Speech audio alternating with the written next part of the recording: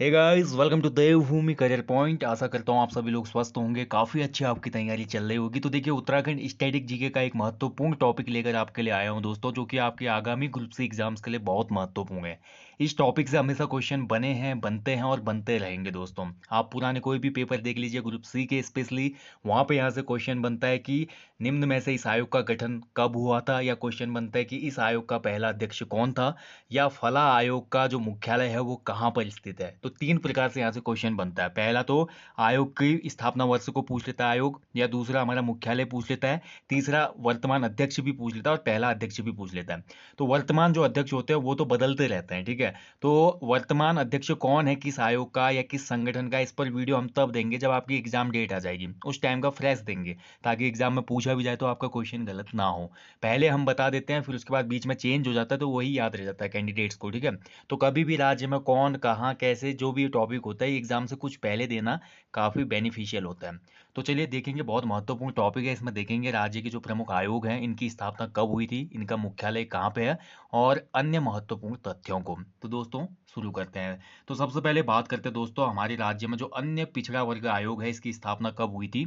तो अन्य पिछड़ा वर्ग आयोग, यानी कि आप यहाँ पे देख सकते हैं ओबीसी से रिलेटेड जो हमारा कमीशन है, इसकी स्थापना हुई थी 2003 में, ठीक है। कब हुई थी? 2003 में। महत्वपूर्ण है। और इसका जो मुख्यालय है वो देहरादून में मिलेगा आपको। कहाँ पे मिलेगा? देहरादून में, ठीक है। आप ध्यान रखेंगे दोस्तों, जो हमारा अन्य पिछड़ा वर्ग आयोग है, तो अन्य पिछड़ा वर्ग आयोग में संशोधन भी किया गया था एक बार राज्य सरकार के द्वारा। तो ये संशोधन कब हुआ था, कभी क्वेश्चन आएगा। तो संशोधित हुआ था 2016 में, ठीक है। अभी आप सेंट्रल गवर्नमेंट में भी देख रहे हैं दोस्तों, सेंट्रल गवर्नमेंट में भी हमारा विधेयक चल रहा है कि राज्यों को ओबीसी जो है जाति घोषित करने का अधिकार दिया जाए। यानी कि जो राज्य में अन्य पिछड़ा वर्ग है, राज्यों को ये अधिकार दे दिया जाए कि वो उससे संबंधित नियम कानून बना सकें, ठीक है। तो देखते हैं आगे इसमें क्या होता है। अभी हम बात करें उत्तराखंड की, तो उत्तराखंड में ओबीसी जो कमीशन था, इसकी स्थापना कब हुई? 2003 में। और मुख्यालय कहाँ पे? देहरादून में, ठीक है। चलिए अगला है देखिए अनुसूचित जाति आयोग, ठीक है, यानी कि शेड्यूल कास्ट कमीशन। तो इसकी स्थापना हुई थी 2013 में, और इसका मुख्यालय है देहरादून में, ठीक है। ज़्यादातर मुख्यालय सभी देहरादून में ही आपको मिलेंगे।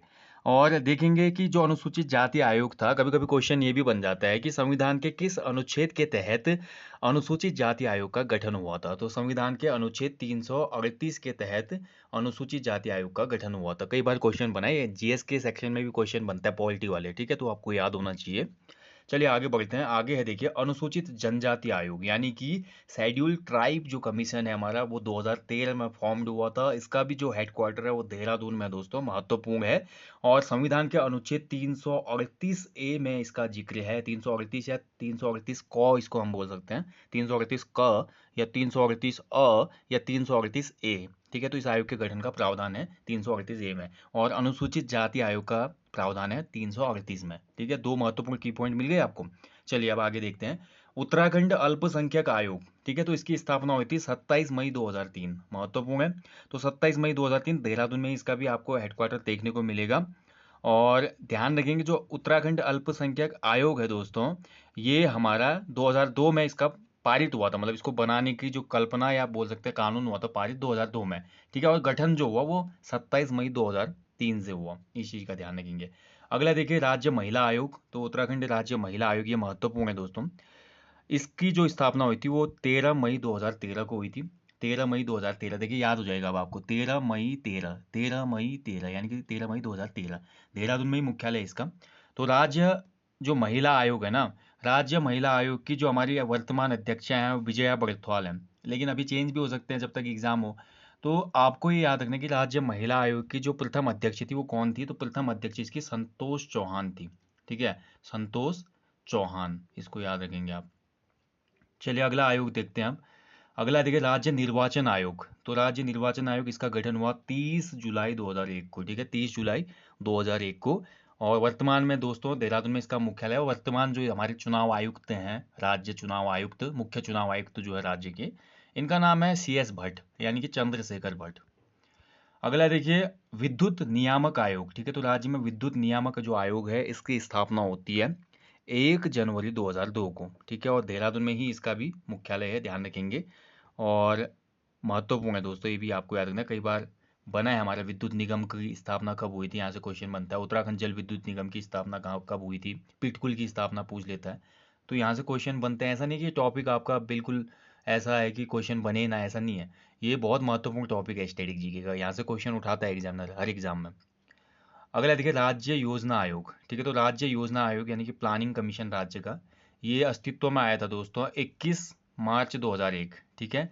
तो 21 मार्च 2001 को, और मुख्यालय इसका भी देहरादून में है। इस चीज़ का ध्यान रखना है आपने, ठीक है।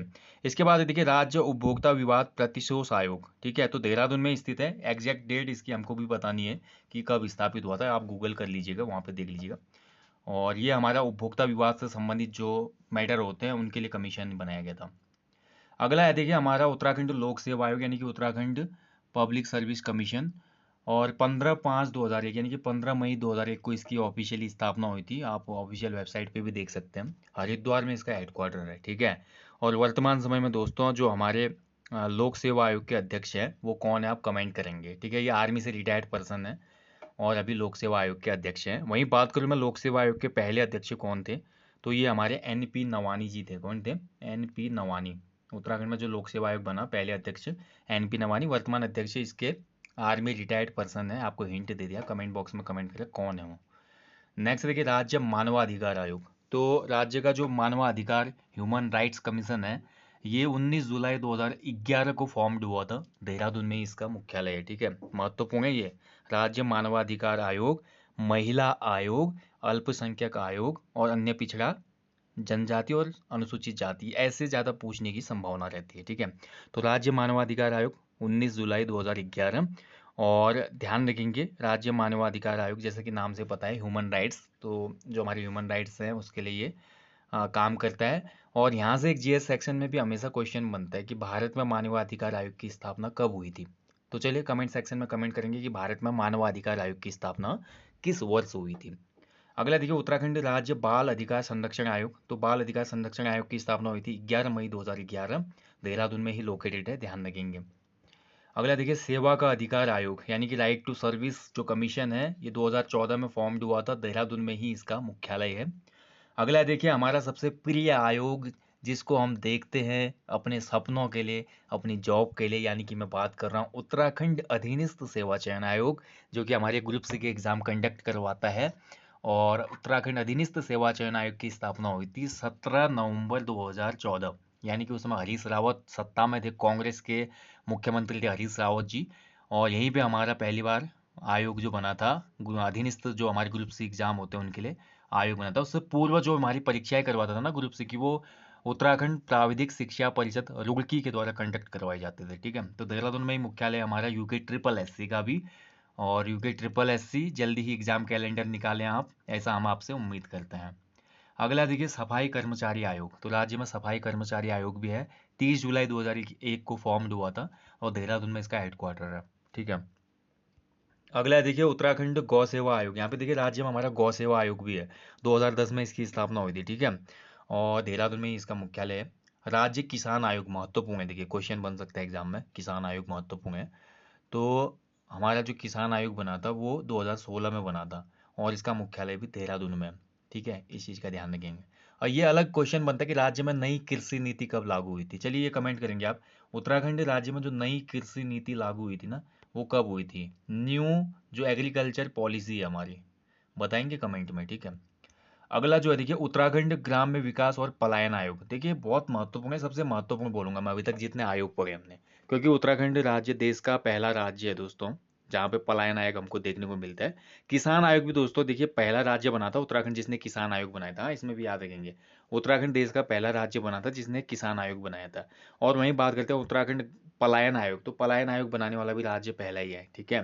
तो माइग्रेशन बहुत हो रहा है उत्तराखंड राज्य में। अब इसके बहुत से रीजन होते हैं पलायन का। देखिए कोई जानबूझ के तो अपना गांव छोड़ना नहीं चाहेगा ना। 2 वक्त की रोटी कमाने के लिए हमको आजीविका के लिए बाहर जाना पड़ता है और फिर आदमी बाहर ही सेटल हो जाता है और फिर हमारे गांव क्या हो जाते हैं, निर्जन हो जाते हैं। ये सबसे बड़ा यहाँ पे मेजर कॉज है। अगर उत्तराखंड में उद्योग धंधे बढ़ेंगे, आजीविका बढ़ेगी और यहाँ पर संसाधन बढ़ेंगे हमारे कमाने के, तो कोई भी माइग्रेट नहीं करेगा और ये आयोग भी खत्म हो जाएगा एक दिन, ठीक है। तो ऐसी आशा करते हैं आने वाले कुछ समय में उत्तराखंड ऐसे ही पर्यटन हब के रूप में विकसित हो, स्वरोजगार के नए नए आयाम यहाँ पे हमारी युवा पीढ़ी लाए और मैं दिल से दुआ करता हूँ यार, ये मेरी भी प्रार्थना है कि उत्तराखंड के जो सुंदर सुंदर गांव हैं यहाँ से पलायन रुकना चाहिए। और उत्तराखंड के गांव में लोग खुश रहते हैं, साथ में रहते हैं, बहुत सी चीज़ें देखने को मिलती है, ऑर्गेनिक खेती होती है, आदमी हेल्दी रहते हैं, तो ये बहुत बड़ी चीज़ है। लेकिन यहाँ पे रीज़न भी है, कभी कभी क्वेश्चन बन जाता है ग्रुप सी में, तो उसी बेस पे बात करेंगे कि उत्तराखंड में पलायन के मुख्य कारण क्या है। तो पहला तो है हमारा भैया आजीविका, न्यून आजीविका, बिल्कुल भी कमाई नहीं है गाँव में, आदमी क्या करेगा, परिवार को कैसे पालेगा। दूसरा देखिए विषम जो हमारा भौगोलिक परिवेश है उत्तराखंड का, बहुत ही विषम एरिया में हम रहते हैं, जहाँ पे जैसे कोई स्टार्टअप भी हम कर ले, हमारे पास तो कंज्यूमर है ही नहीं। चलो मैंने बाय द वे डेयरी खोल दी कोई गांव में, अब डेयरी खोल दी, मेरे को डेयरी प्रोडक्ट है, मिल्क है, पनीर है, खोया है, हमारी उसके बाद हमारा बटर मिल्क है, और बटर है, घी है। भाई उसके लिए मेरे को कंज्यूमर भी तो चाहिए, तभी तो मेरा बिजनेस आगे बढ़ेगा ना। अब नाम मात्र के कंज्यूमर है, तो जितनी लागत है उससे कुछ भी प्रॉफिट नहीं हो रहा, तो बिजनेस ठप होना है। कभी भी कोई नया स्टार्टअप या स्वरोजगार हम करते तो उसके लिए एक कंज्यूमर बेस होना भी आवश्यक है, भले हमका हमारा प्रॉफिट कम हो। ठीक है। और तीसरा सबसे बड़ा रीज़न एक और है उत्तराखंड में पलायन होने का भैया, जो हमारी प्राकृतिक आपदाएं हम झेलते हैं। यानी कि जो यहाँ पे प्राकृतिक आपदाएं होते हैं, कोई ऐसा भी गांव है जहाँ पे लोग गांव को नहीं छोड़ना चाहते थे, बहुत अच्छा चल रहा था, लेकिन क्या हुआ, प्राकृतिक आपदा यानी कि बादल फट गया, गांव तबाह हो गया, भूस्खलन हो गया, भूकंप आ गया, नदी की धारा फट गई, और गाढ़े गधेरे ने रुख बदल दिया, तो इससे भी बड़ा प्रभाव पड़ता है और गांव खाली हो रहे हैं। ठीक है। तो ये तो बहुत लंबा यहाँ पे बोरिंग लेक्चर हो गया, फिर बहुत से महानुभाव नीचे कमेंट भी करेंगे, फालतू बातें करते हो आप आगे लेक्चर में, लेकिन ये बातें बहुत आवश्यक हैं। और देखिए अपनी ही धरती काम आती है, इसका फ्रेश एग्जांपल है कोविड जो पेंडेमिक हुई थी, बड़े बड़े शहरों से बड़े बड़े लोग बड़े बड़े बंडलों के साथ गाँव की तरफ भागे थे। ये खाली नहीं हुआ था दोस्तों, तो इसलिए आप नई जनरेशन में ये सोच डालें कि गांव में रहकर ही कुछ करना है। उत्तराखंड में गवर्नमेंट जॉब में लगते तो अपनी गांव के जो गांव में अपना पुराना घर है, पुश्तैनी घर है, उसको मेंटेन करके भी आप रखेंगे, ऐसा खुद से प्रॉमिस करें। ठीक है। चलिए बहुत लंबा हो गया सेशन, जल्दी मिलेंगे नेक्स्ट टॉपिक में। ये टॉपिक आपको कैसा लगा कमेंट बॉक्स में कमेंट करें। इसी प्रकार के अगर टॉपिक चाहिए आपको उत्तराखंड स्टैटिक जीके के, तो कमेंट करें ज़्यादा से ज़्यादा और लाइक करें। Okay. So thank you for watching, जल्दी मिलेंगे, अपना ध्यान रखें। जय हिंद, जय उत्तराखंड।